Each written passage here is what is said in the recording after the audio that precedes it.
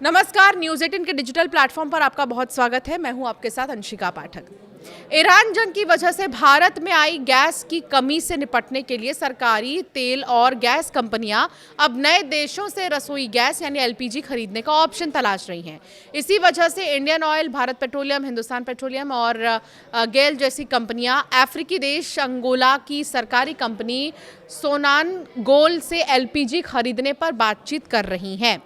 Media reports के मुताबिक ये कंपनियां सोनानगोल के साथ लंबे समय का समझौता करने पर विचार कर रही हैं। हालांकि बातचीत अभी शुरुआती दौर में है और सरकार स्तर पर भी चर्चा चल रही है।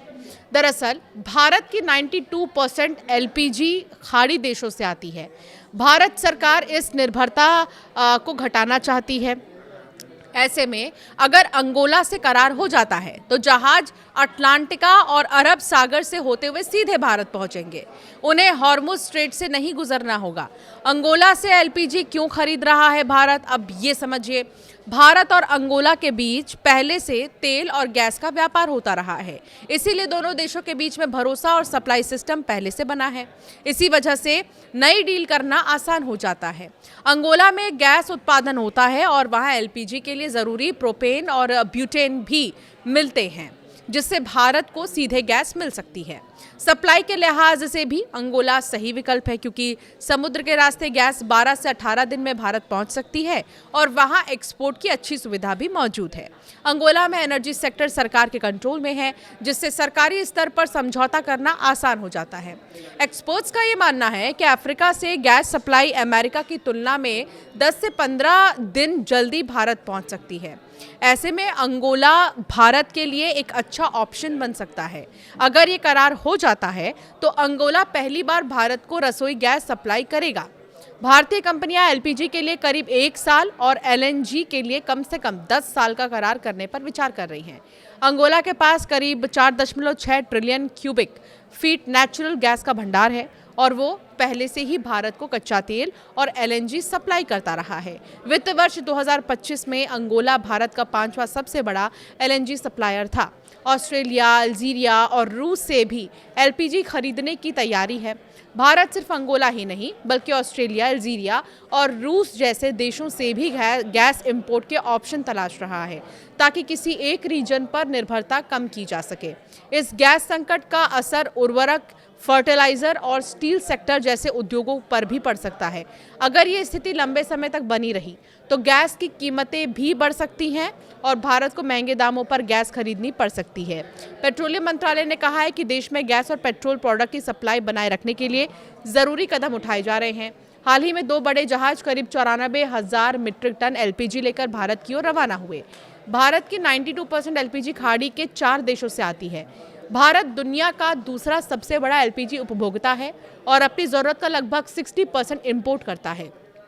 करीब 50% एलएनजी भी इंपोर्ट करता है। अभी तक ज़्यादातर एलपीजी आयात फारस की खाड़ी के देशों यूएई, कतर, सऊदी अरब और कुवैत से होता है।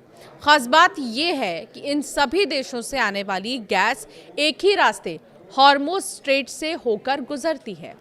ये सिर्फ 33 किलोमीटर चौड़ा समुद्री रास्ता है, लेकिन दुनिया के करीब 20% तेल और गैस का व्यापार यहीं से होता है। 2024 से 25 में भारत के करीब 92% एलपीजी आयात इन्हीं 4 खाड़ी देशों से आए। इनमें यूएई सबसे बड़ा सप्लायर बनकर उभरा है, जिसकी हिस्सेदारी बढ़कर 40% से ज़्यादा हो गई। तो वहीं कतर और सऊदी अरब की हिस्सेदारी में गिरावट आई है। भारत में एलपीजी की मांग तेज़ी से बढ़ रही है, लेकिन घरेलू उत्पादन लगभग नहीं बढ़ रहा। यही वजह है कि देश को अपनी ज़रूरत का बड़ा हिस्सा विदेशों से मंगवाना पड़ रहा है, जिससे सप्लाई को लेकर जोखिम भी बढ़ गया है।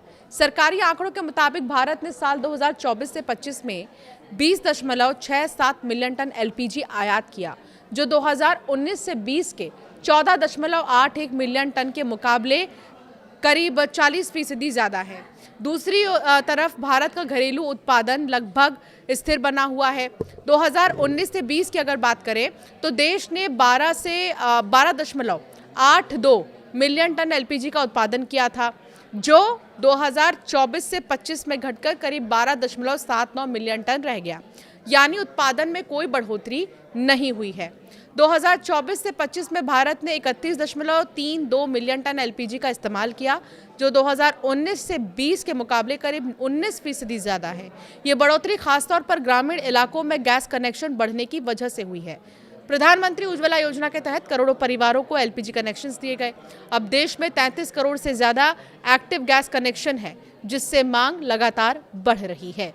तो अब स्ट्रेट ऑफ हॉर्मुज का रास्ता अगर नहीं खुलता है लंबे समय तक, तो फिर भारत को ईरान का ना मुंह देखना पड़ेगा, ना स्ट्रेट ऑफ हॉर्मुज खुलने का इंतजार करना पड़ेगा, क्योंकि अंगोला से भारत जो है डील करने की पूरी योजना बना रहा है और उस रास्ते से जो है अब एलपीजीज मंगाए जा सकते हैं। और अगर ये डील हो जाती है तो बहुत ही ज़्यादा आसान हो जाएगा एलपीजीज को हमारे देश में लेकर आना।